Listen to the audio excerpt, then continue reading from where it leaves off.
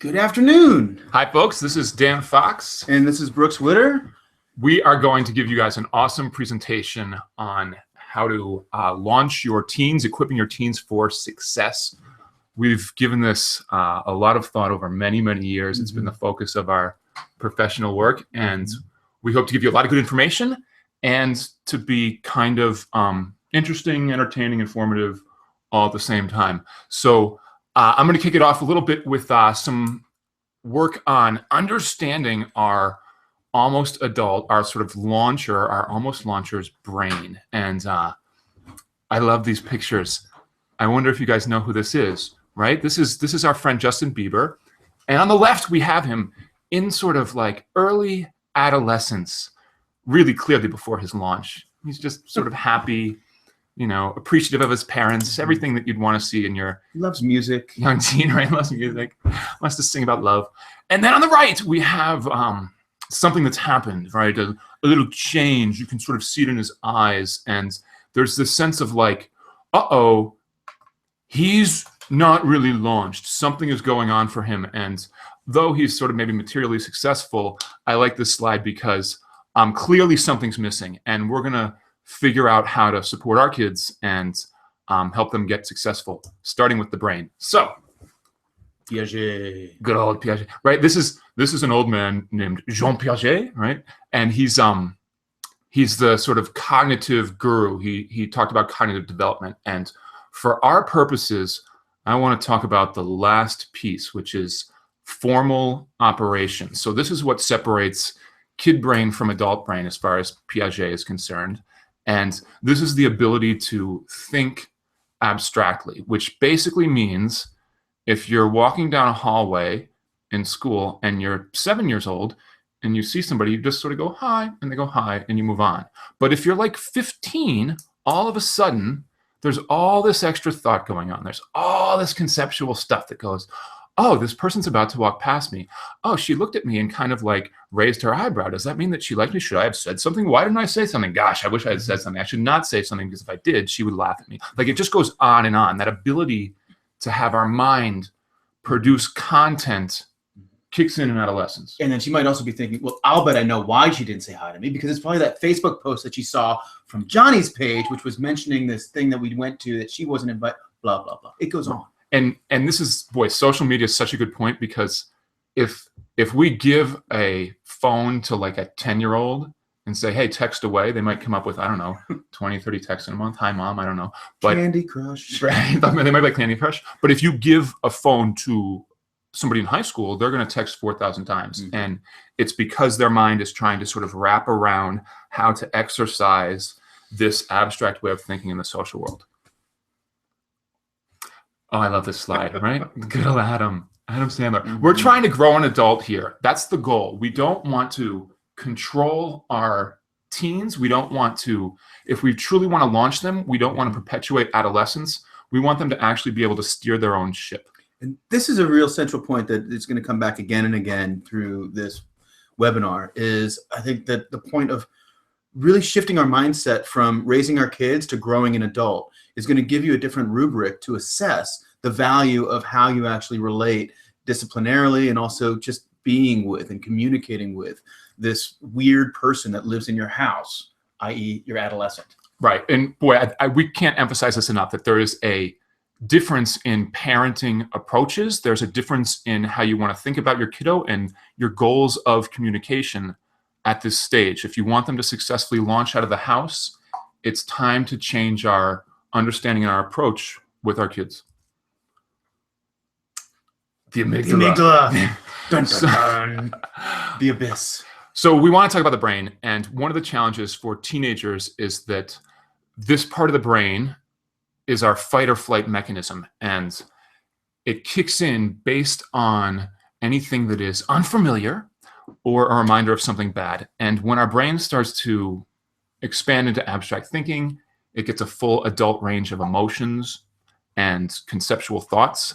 There's a lot of new content, and a lot of it's unfamiliar. And so it just dings the amygdala, and our kids start to get into this like anxiety, fight or flight state a lot. And our culture sort of creates this kind of overstimulation, and we see kids starting to develop stress-related challenges. And I'm not sure if you're going to talk about this later in your slides, Dan, but this really cool study that struck out at me is that they did fMRI imaging, basically seeing what lights up when they showed people pictures of people. And when they showed adults, there's a lot of frontal cortex looking for sort of like, oh, do I know that person? Is that a nice tie? Do I like that? You know, but you show adolescents and it's the amygdala is just on fire and they're processing facial recognition through the emotional centers, which is just fascinating stuff. And hearing that, it's like, that makes sense. Right, that's so good. And at the brain level, the emotional spectrum, the adult emotional spectrum and adult thoughts show up before the ability to regulate them, which is in that frontal lobe area. This is just a list of things that happen in our fight or flight response state. And it's all sorts of bad, bad sort of biological consequences that are useful if we actually need to survive a physical threat. But most of the problems that happen in adolescence have to do with emotional or psychological threats that get they trip the amygdala. So later in that process, that fight or flight response, there's going to be a signal that reaches their frontal lobes, right? Even if we decide like, oops, I thought something was about to like hit me, but it didn't, or there was a loud noise, but oh, it was nothing. And we shut down that fight or flight response, biologically, it's going to take like 3 minutes for the adrenaline to sort of run its course and get us back to this place where our mind is activating the frontal lobes in a normal, sort of fully functional for their adolescent brain kind of way. So the reason why we're starting with this first with the brain is because if our kids are defensive, if we're in this kind of conflict state with them, we need to figure out how to settle down and then problem solve. We got to chill out everything and then figure out how to fix this, which at the brain level is like we settle down the amygdala and then try to activate the frontal lobes. And this can get to be this weird loop that we get in when we're sort of fighting with our teenage kids where nobody's really regulating. And so we're not modeling or showing how to actually do this thing that is very difficult for a teenager because it's virtually impossible for a teenager because it's very difficult for us. Right. And boy, I love this. This picture shows how there's so many early parts of the brain that are basically the same size for a human as they are for a shark. So things like the amygdala response or how to just sort of maintain balance and breathing and that kind of stuff. Those are kind of similar ancient structures. But we see this blue part, the cerebral cortex, that for a shark is really kind of basically tiny. And for humans, we've become much more complex in our thinking. And this is the last part of the brain to come online. It comes online during adolescence and grows sort of from back to front. This next slide shows how the beige, the brown, the new mammalian cortex, that's the kind of stuff that we get in early adolescence to come online. And then later, up until our mid-20s, the frontal lobes, the prefrontal cortex are still kind of wiring up. The wiring from our amygdala, from our emotions, from our limbic system to the prefrontal cortex is growing over many years in much the same way that a little kid learning how to walk is growing this amygdala, is growing this neurological network of connections to have this sort of sophisticated motor ability to walk. And it takes, 6, 8 months, a year to really kind of get the basics and then a few more years to really master it. Likewise, when we get to this prefrontal cortex, which has a lot of responsibilities, one of which is to take an emotional response and reflect and plan and use that sort of thought process to come up with an appropriate response, right? That takes a ton of practice, just like learning how to walk. We have to create this neurology, and each time we're successful at kind of chilling out our emotions enough and reflecting and planning, we've grown a little of that neurology. So we're trying to help our kids practice. And I'd say growing that prefrontal cortex and helping that develop is the work of adolescent and young adulthood. It's still developing. And so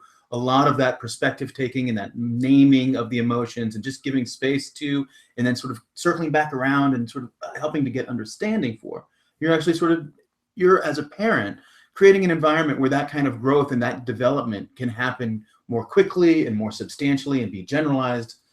But I think like one of the tricks is that our kids get so good at debating us that we forget that even though they have that sort of cognitive ability to kind of slice and dice, their ability to manage their emotions is still quite primitive. It's not adult-like. So when they say or do things that are kind of outrageous, we look at them like, oh my gosh, you know, there's something fundamentally wrong with my kiddo. And in fact, it's like, no. This is just a matter of practice. You know, I have a lot of parents that will come into the office and say, oh, I'm worried my kid did this. It feels sociopathic. And I think, no.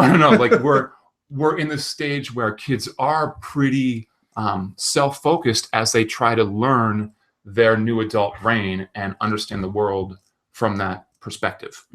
There's a question here. Is this based on the book Brain-Based Parenting? Oh my gosh, I love the book Brain-Based Parenting. Geez, I can't remember right now who wrote that, but if you could put the author, I think that'd be helpful to everybody.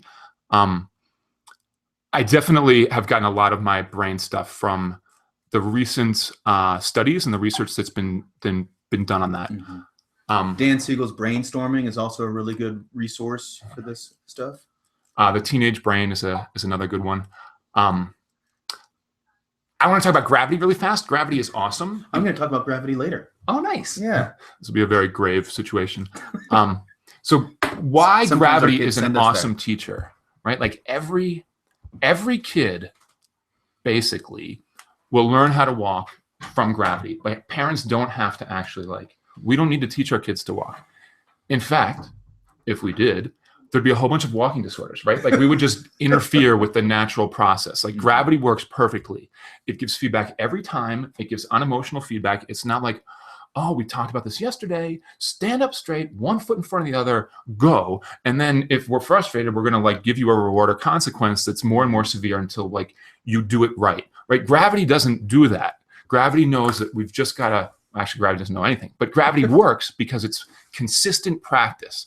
Over and over and over again, there's this neurology that gets developed because the feedback is so consistent.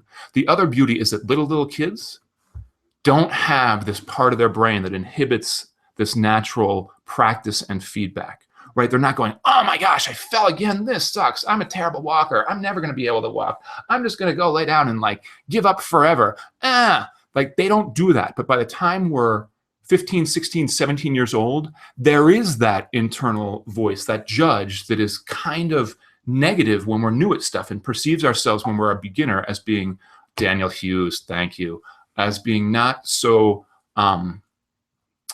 helpful, right? Brooks, I just lost my train of thought. Help me out here. Basically, if we get really hard on ourselves, we're going to inhibit our own learning process. And so I think maybe one point that I would take from that is, because I'm going to be jumping ahead a bit, would be to really be that when we have to administer consequences or sort of discipline stuff, that it's like gravity, and I'll have a slide on that later. And we work to actually create a reinforcing contingency for our kids' exploration of novelty, which is going to be a fundamental task of adolescence. Nice. I don't know if that's where you were going. I don't think it was, but it's somewhere nice. It helped me to regroup, so that's Okay. That's good. That's good. I want to make a couple more points about brain development, and then I'm going to turn it over to Brooks to talk about social development. So there's a few things that are going on for a teenager that are unique to the brain: overproduction, myelination, and pruning. So during adolescence, the brain is overproducing neurons at an incredible rate, and that is a wonderful opportunity to be able to learn quickly. An adolescent brain is also myelinating those neuronal connections at a rate that is 100 times the rate of us in later adulthood, up to 100 times the rate. And myelination basically kind of provides you can think of it as if you have a wire and then you put rubber insulation around it to make the conduction, smoother and faster. That's what's kind of happening. The oil in our brain is sort of turning into this coating that makes these neural connections quite fast and habitual and speedy. So you could kind of say we're laying down during adolescence, and this goes really until our mid-20s, this kind of super highway of how to handle conceptual thought and stimulus, sensory stimulus, with our adult brain. So we sort of lay down the infrastructure. This means it's an incredibly great time to learn new skills, whether it's like a sport or an academic talent, or, if you went with your kiddo to Italy for a month and you guys didn't know Italian and you took a bunch of lessons and they kind of goofed around, a few months later when you're back, they would have a lot of Italian that they have retained, and you would have a much harder time because their brain is just sponging this stuff in.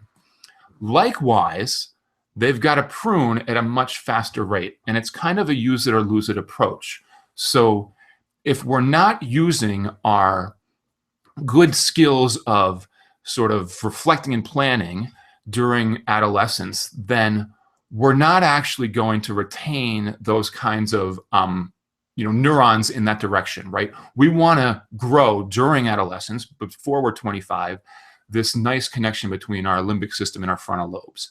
Because if we're not really exercising that, eventually the sort of bricks to build those connections will get sloughed off by our brain. I'm going to leave it at that for now. I want to turn it over to Brooks on social development. I think you've got a neuron after this one. Oh, I've got a neuron. You've got a neuron. Oh my gosh, there's the neuron and there's the myelin sheath. And Schwann cells. Schwann cells, which really we shouldn't even be wasting your time talking about right now. But I'm going to go more into the brain. Brooks and I are doing a workshop November 14th and 15th. It's 6 hours a day here in Boulder. And we're going to be diving into this stuff in much more detail and talking about how it applies to your kiddos. You will get, in the follow-up to this webinar, an email that just has a link to that if you're interested. Yeah, and so not to further plug that, but we're going to go more into sort of practical skills building and whatnot in that workshop. We don't have enough time for that here, but we're hoping to give you a sort of overview, right? So, so people spend their childhood learning to be like their parents, and their adolescence learning who they are and how they are different from their parents, which is a vital and necessary task. The kid is sort of growing up in the house, and you can sort of see that as their world expands, their gaze, both sort of their literal gaze gets out there. They start spending more time at school with friends and extracurricular stuff, as well as this critical thinking, the abilities for abstract thought, get them sort of thinking about the world in new ways, giving them new vantage, new perspective. And they start to sort of test out a lot of the stuff that they've sort of assumed was true, was real, was the way the world is. As they sort of get to take perspective on their life, they start to see some new things. And I think it's really challenging for some of us as parents to feel our kids sort of push away and push against us and what we've sort of taught them or what we've sort of instilled in them. They're going to start to sort of take some risks and step outside of that. And that can be kind of threatening for us as parents. I don't know if you've experienced that, perhaps. Yeah, I think it's actually really tricky because we see our kids getting more relational. We see them having more complex thoughts. And then there's these moments where it feels like, wait, they're like being vague or maybe dishonest or withholding stuff. And there's this kind of pushback, and parents get a little or a lot demonized, and it doesn't always feel fair. Yeah. And this is nothing new. It's like, this is sort of a classic trope, right? Rebel without a cause, right? Oh, that's great. Right. And so we're going to be spending more and more time in their world. They are, and they're going to have more and more peer influences, and our influence as parent is going to be perhaps less.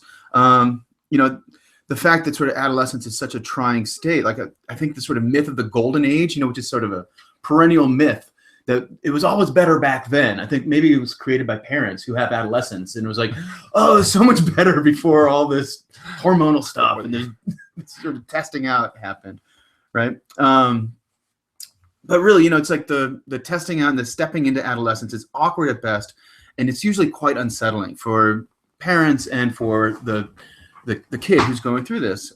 But the risk taking and the pushing and the experimentation, all of this is really helping them to hold a single question, which is, who am I?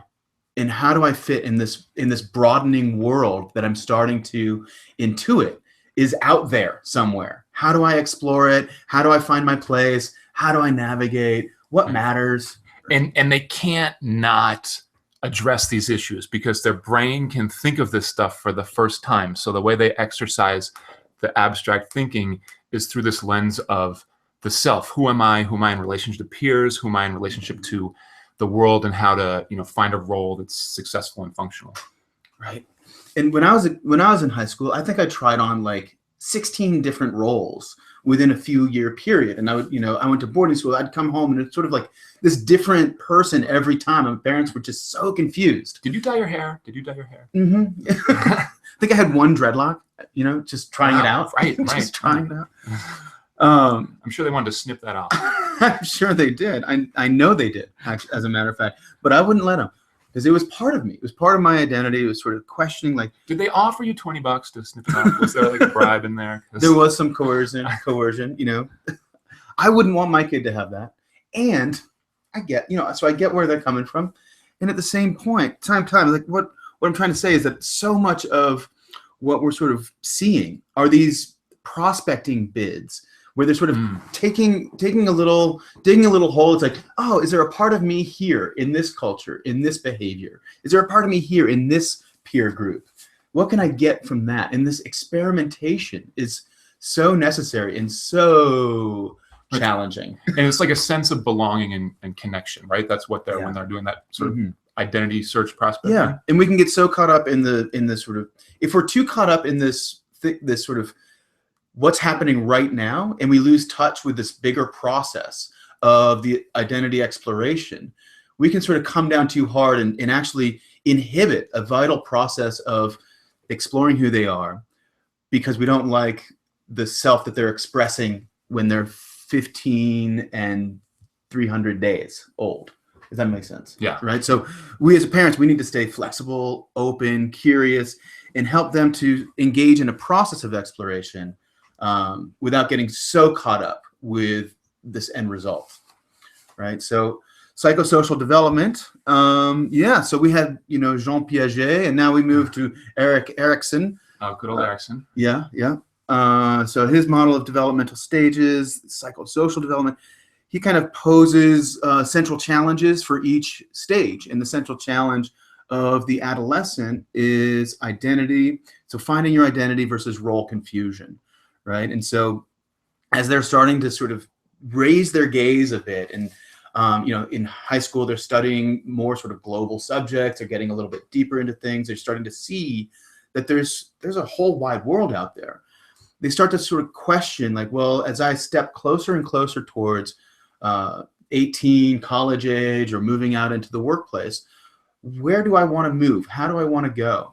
And they're sort of exploring this through their peer groups and getting a sense of sort of what fits, what feels good. And on the other side, if they don't actually have the opportunity to constructively explore a bunch of different ways of being in the world, well, then we can sort of inhibit this process where they would then identify with something that might actually feel fulfilling. And then they're sort of stuck in this place of like, I don't know where I'm going. I don't know what matters. I don't know what's important to me. And there's plenty of messages out there that could really be detrimental to one's sense of eagerness in getting out in the world, because there's so many technologies of avoiding the world that we really want to make sure that we actually find ways to connect, to support our adolescent exploring in the big bad world. Let's see here. So do you have anything? I'll just tag on that. I think social development is in this sort of prime period of time for a child at this age. And what I mean by that is that, like, from 0 to age 5, we're learning how to talk. And if we don't hit it in that window, we've figured out communication strategies that don't really involve language, right? We've seen that happen with Wolf Boy, or that kid raised by the wolf. Likewise, once our brain starts to expand and think about these social things and how we fit in the world and how we navigate social challenges, there's this critical period of time where we're developing those strategies and we figure out our basic MO for how to handle that, how to understand who we are and how we navigate the social world. So if during high school we're in this kind of inhibited, we cut off from things that are uncomfortable, like Brooks is saying, it's not just a high school thing. It kind of has this lasting impact on how we handle these social challenges, these emotional challenges later in life. Mm-hmm. Yeah, and one last thing is the, with the abstract thinking, with that ability to take perspective of others, as a adolescent sort of moves into new peer groups, they start to reflect on their own upbringing, and they can see that in this greater diversity of a world that was unavailable to them in earlier cognitive stages, they start to see that, like, wow, maybe there's a lot of this stuff that's kind of arbitrary. Maybe a lot of the sort of things that I was taught, the values perhaps that my family holds, they can be really different. And that doesn't mean that like people are evil or bad. It's like they're just different. And so we might see people exploring the opposite pole of political spectrum from the parents and what they got from the upbringing, not because they believe that they're going to be fundamentalist Freedom Party folks, but because they're just sort of exploring what is it like to step outside of this sort of arbitrary belief system and adopt something new. And then they can take new perspective, and it's really about helping to expand and open up the world, which is something we really want to keep them going on. Can I sidetrack you for a Please. second? Yeah. So what if we have a situation where we as parents have the sort of values of school, college, set yourself up for the future, SATs, yada, yada, apply for colleges, it's your senior year, get focused. And our youth exploring the world and, trying the opposite of what we've sort of laid out to just sort of test is deciding, actually, that stuff doesn't matter. I want to goof around, socialize with my friends, and get into sort of risky behavior around sex, drugs, and rock and roll. Mm-hmm. That's a great question, Dan, because we have certain capacities as these adults with fully formed prefrontal cortices. Cortices. I like cortices, even if it's not right. Okay, cortexes. We have these things really on board. They're just developing them. So even though sort of our value systems can be somewhat arbitrary, we do still have continued influence, provided that our kids are in our homes. But we don't want to sort of come down too hard and make it about character, but we want to explore processes, if that makes sense. Nice. Well, I think that's the second half of our talk today. The webinar is about how to communicate and resolve conflict, right? That's going to be our second half. Yeah. So let's move a little forward here, but I don't think you're alone in that question. Okay. Right? Because this is where the rubber hits the road. It's like, how do we actually support an engagement with those kinds of conflicts in a way that really provides the environment that is going to promote growth and development in our adolescent, right? Always assessing for sort of risk. We really want the best for our kids. And right, like when do we intervene? How do we intervene? What's effective? When do we really know best in such a way? Fortunately, there are super easy answers, which we're going to give you in the next 30 minutes, and you'll never have a problem with this again. All right. So as a teen kind of moves through, these are some of the things they're looking for. They need and they want more independence, and that comes with a sense of agency and influence over their world. They're seeking out risk and novelty, and they have more affiliation with their peer group. And they're, again, exploring their identity and sense of unique self. So as parents, we're wanting to provide an environment where they actually can access all of these things. And remember, we're growing adults, not necessarily raising adolescents. So what we're wanting to do is think about what's the sort of end game? What are the skills that are going to be needed for my kid when they leave the house? And how do we actually start shaping those skills now? Dan? I'm like so excited because you just said we're growing adults instead of raising adolescents. And I never heard it quite put that way before, but I want to steal it because that's awesome, right? We don't want to have control such that we're like perpetuating adolescence and ending up with a kid living in our basement playing video games in their early 20s, right? We want to be able to actually launch an adult. Mm-hmm. Mm-hmm. Right. So, boy, how do we do that? Because sometimes it's hard to do that because kids are also, or our adolescents are demonstrating behaviors that can be quite challenging for us as parents, right. or even as housemates, for that matter.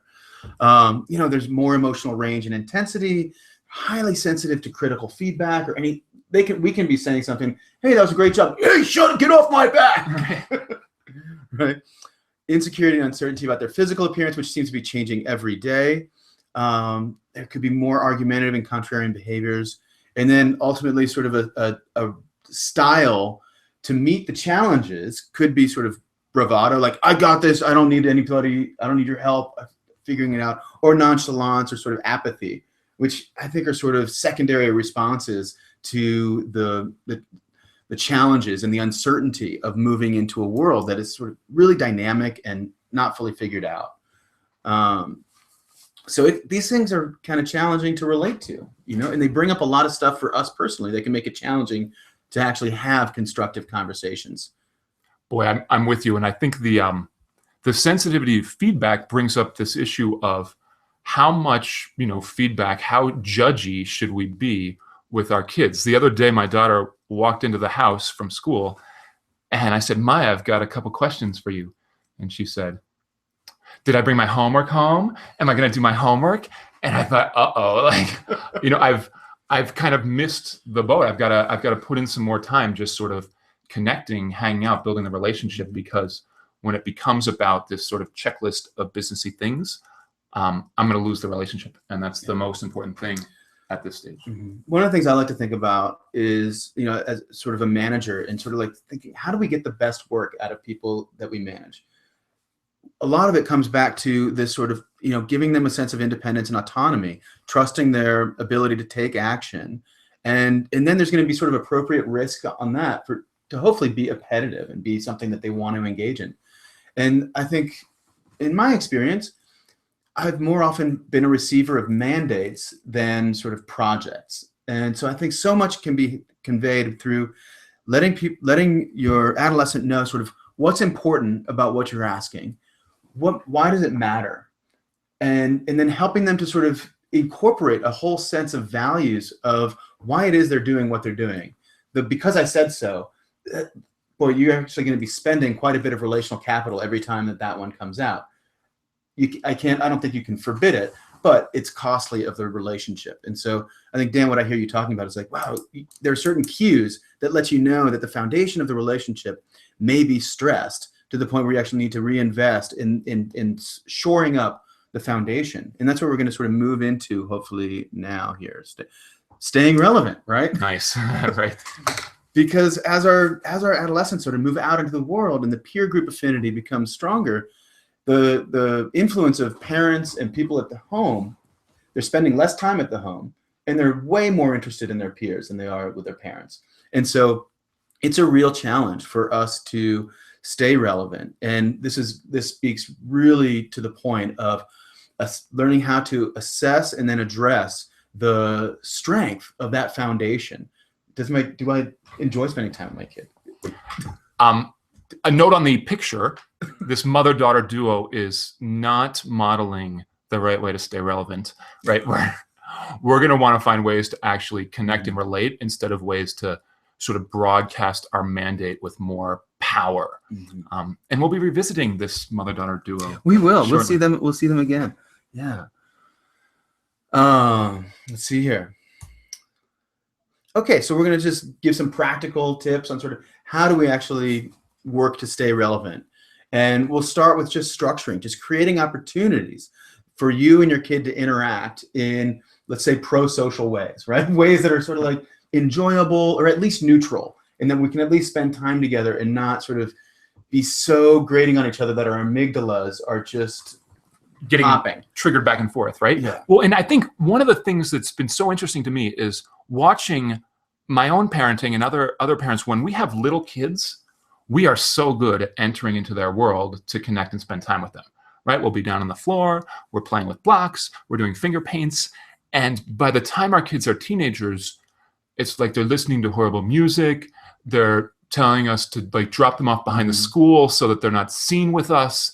So to find a way to enter into their world, I think is harder on parents because the world has gotten a little more sort of, I don't know, weird and kind of difficult to be a part of. And our kids aren't like reaching towards us looking for that connection. But I think it's very important. It's, as important as it was when they were little.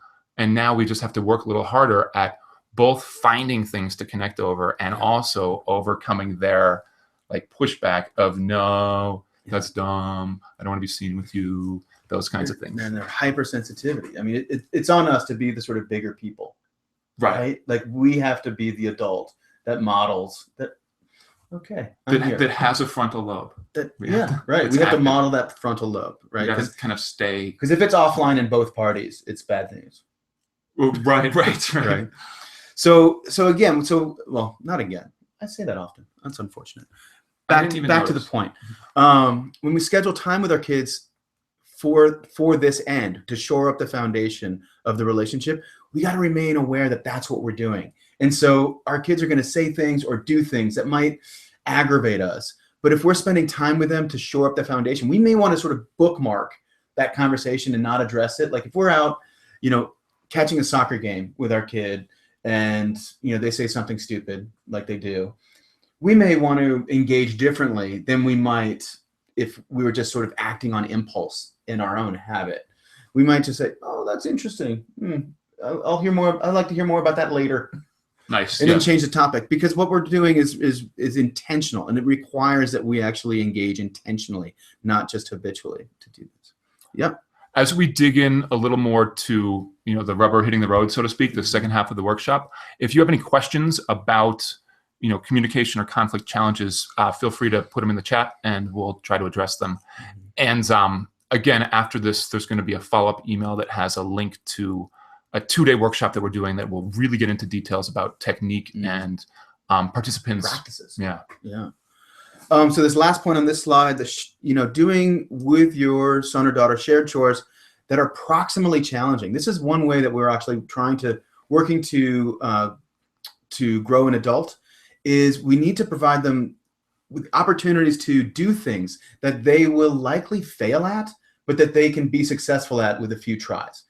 So things that are challenging for them, that are going to be engaging new faculties of problem solving, and then possibly also eliciting frustration and challenge and to be able to be there with them as they're engaging in those kinds of activities. It's a great opportunity to provide a very supportive voice in how they actually face those kinds of frustrations in a constructive way. Because when you're not there, when they're sort of off in college or out in the working world, they're going to face all sorts of challenges and in situations that they don't quite know how to deal with. Our hope is that they have experience with addressing frustration in the service of doing something challenging, and that they have sort of an internal voice that's not just like, "This is too hard, I can't do it, I'm such an idiot." They instead have something like, "Wow, this looks really hard. What do you think you might be able to do differently?" And that could be your voice if you're sort of engaged with them in these kinds of activities. Nice. Okay. So this is a big one. Getting genuinely curious, right? So our kids, our adolescents, are actively and rapidly exploring and trying on new selves. Just like a kid might try on 15 different Halloween costumes, be like, "I don't even know where I'm gonna go. Maybe I'll go to this party in this costume." Blah blah blah. So it can be kind of exhausting to remain genuinely curious, because you'd be like, "Just pick a self, just be somebody that I can trust is going to be here tomorrow." But really, modeling curiosity is, again, it's sort of how do we actually help them develop a personal style of inquiry that can be maybe less judging and critical and more open and exploratory, such that they might be able to actually treat themselves more kindly as they continue on to explore who they are, what are they about, what matters to them. Boy, the curiosity piece I think is great, and it's a reminder with my incident with my daughter, where she comes in the house and I say, "I've got a few questions." Mm-hmm. She asked me about homework. Yeah. Right. That's what's lacking there. Mm-hmm. Is some previous interactions where I sort of demonstrated curiosity and was in that state of mind where I just wanted to kind of see what was going on and hang out with her, as opposed to having the homework agenda. Mm-hmm. Mm-hmm. This sounds sort of similar to our friend who has put something in the chat about feeling like we end up getting the feedback that we're nagging, but they haven't organized and planned all the details. This happens with my daughter with homework. And I think it's really tricky to figure out, when do we hold on to that and when do we let it go? We're going to hit that in the conflict section in a few minutes. Mm-hmm. Yeah, and that's a central question about sort of how do we actually bring this work into our life in these very real situations. A quick point on that, though, I'm going to say, and this is not to answer the question so much as it is to address a theme, which is like we have to let our kids learn how to fail and learn how to fail well, so that when they actually come up against the sort of limits of what they know how to do, they can sort of recognize it. They may feel the sort of pain, the sting of that on their own, and then engage in a process of like, well, what happened there? What would I do differently next time? How can I get different results? Can we just jump in there and say, see, I told you so. You should have listened to me. You could, but if you're going for raising an adult, like that could be raising a perpetual adolescent. Right? It could be a perpetual adolescence. It's like, nobody ever trusts me. I'm such an idiot. Blah, blah, blah, blah, right? That's sort of hypersensitive to feedback and that kind of stuff. Right. They actually don't really need our judgment very much at this stage. They much more need the support. Right. Okay. So Ooh. Are we as parents our kids' mentors or tormentors? I think this is really right here, right? This is the example. So how do we actually move from that role of tormentor to mentor? And this is where the gravity example comes in. We've got to be consistent. We're putting in boundaries, or sort of putting in structures of what we're willing to do and what we're not willing to do. And hopefully, as we're sort of raising an adult, what we're willing to do becomes less and less and less in terms of allowing our kid to have the experience of doing more and more and more for themselves. Even if they don't know how to do it well, they're getting the experience of taking on more and more responsibility for their own life, getting them around, finding out what resources they need to do things, talking to strangers if that's required to, sort of whatever, so they actually become more and more in the driver's seat of their life, and we become much more just supportive agents in the background. So our consequences, like gravity, should be predictable or predetermined. They result from specific actions, and they're about behavior, not the character. And then we're really helping our kids, as we're helping to grow an adult, to sort of look at the processes they're engaged in and reinforce constructive processes more than results in ways that we were talking about earlier, helping them learn how to fail well. That's a process of experimental design so that they can actually figure out how to do new things that they don't know how to do. All right. Okay, we're going to move on to this next thing. Oh boy, here we are. Hey, wow, talk about getting in the driver's seat. We're like right on time here. This is fantastic. There's a little high five. High five. So we're going to get into some of the nuts and bolts about conflict, and I want to make a distinction between fueling and steering.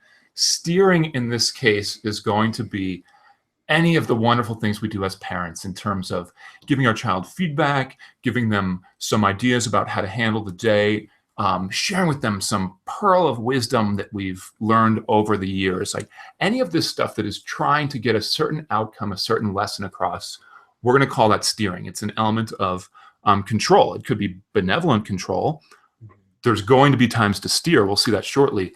But if we want to grow an adult, we need to be fueling more and steering less. Fueling is a lot of what you were just talking about in terms of, providing some kind of supportive structure, right? And finding ways to connect and relate to them and have a decent non-amygdala inflaming experience when you hang out, right?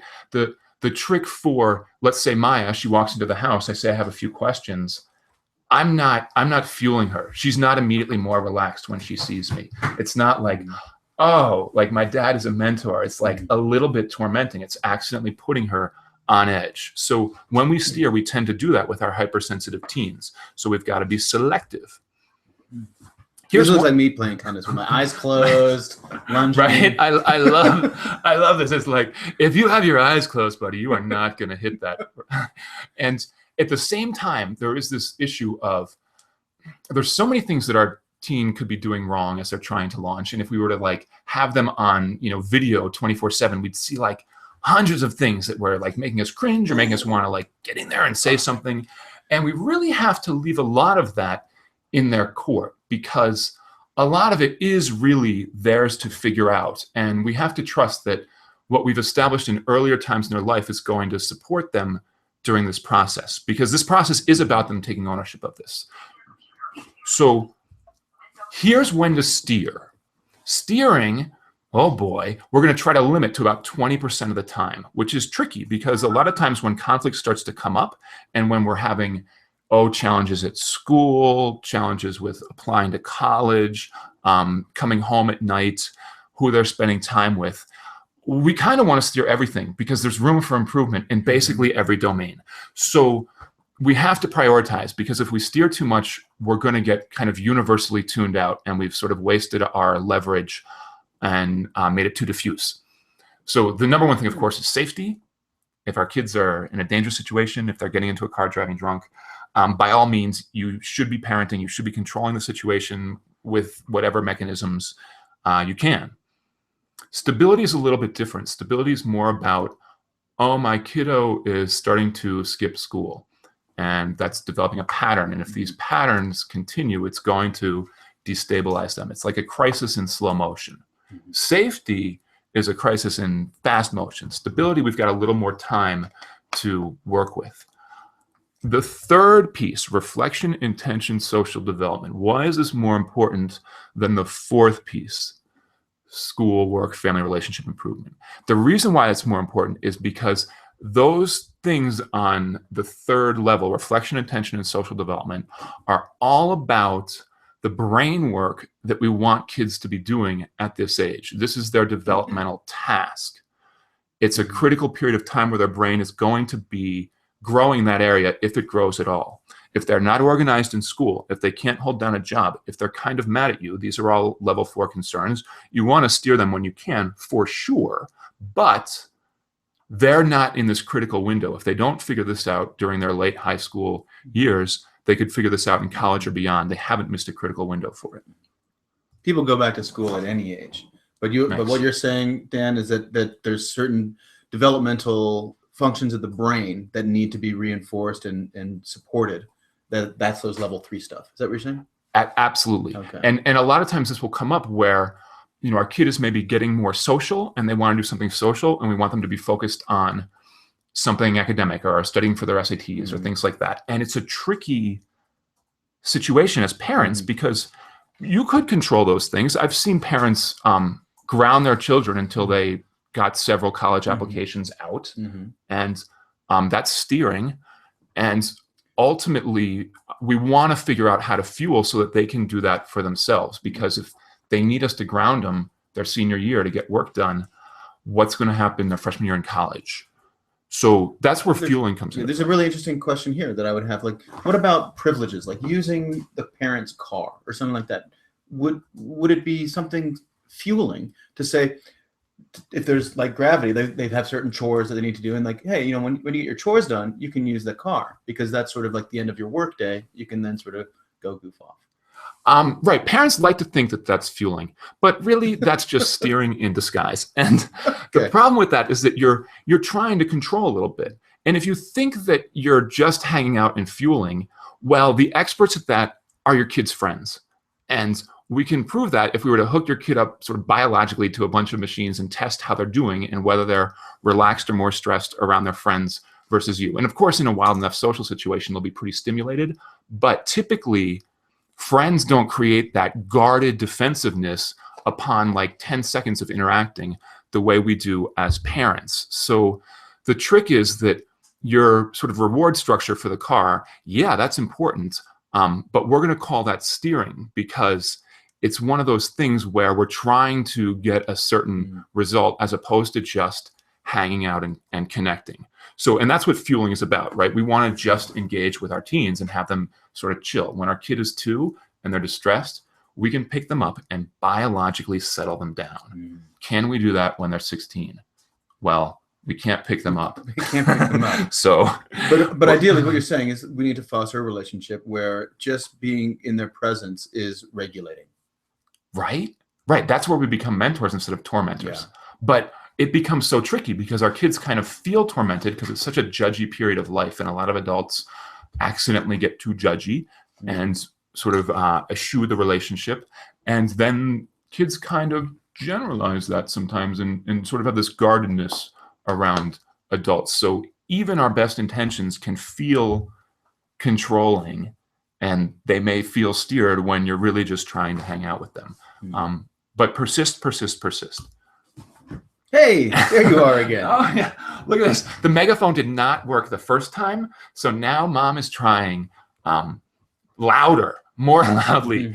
And of course, this is one of the things that we tend to do when we get frustrated as parents and we're in conflict, is that we just, our amygdala gets going and we get kind of louder and threaten consequences. I'll often tell my kids right before I just am completely frustrated, look at my face, listen to my voice. This is the point at which I'm going to like threaten some consequence, take something away, take you to your room, or just get mad and start like talking really loudly. And that sometimes will be a little more helpful than just, doing the megaphone approach.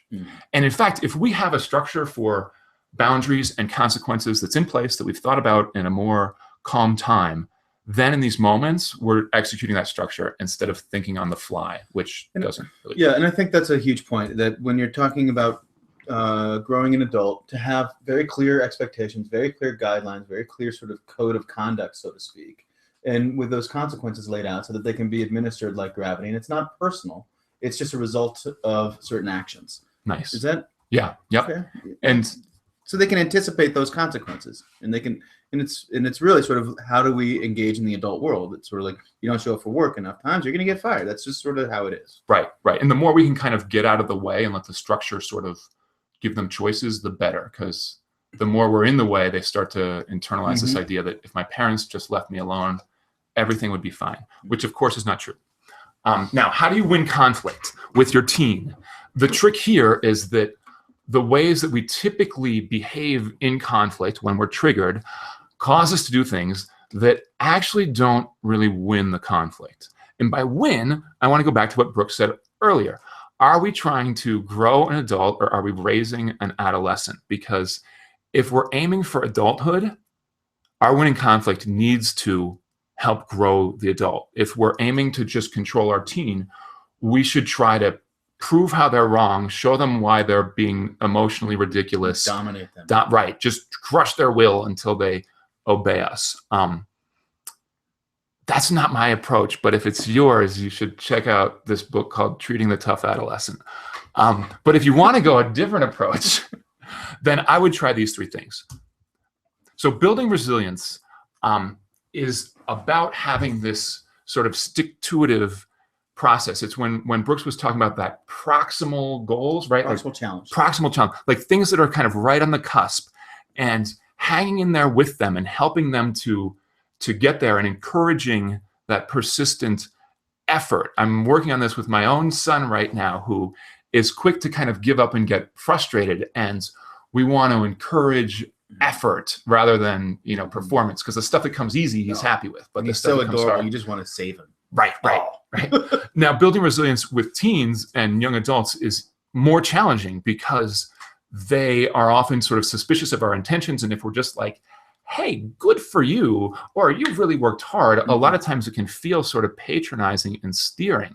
It's tricky. It's kind of like, how would we help our friends build resilience? Because certainly in our conversations with our friends as adults, we aren't going to be patronizing them, right? Like, Brooks, if you came to my house, I wouldn't be like, good for you, you worked so hard, I'm so proud, right? You'd be like, what are you talking about? And a lot of times our kids sort of feel that way too.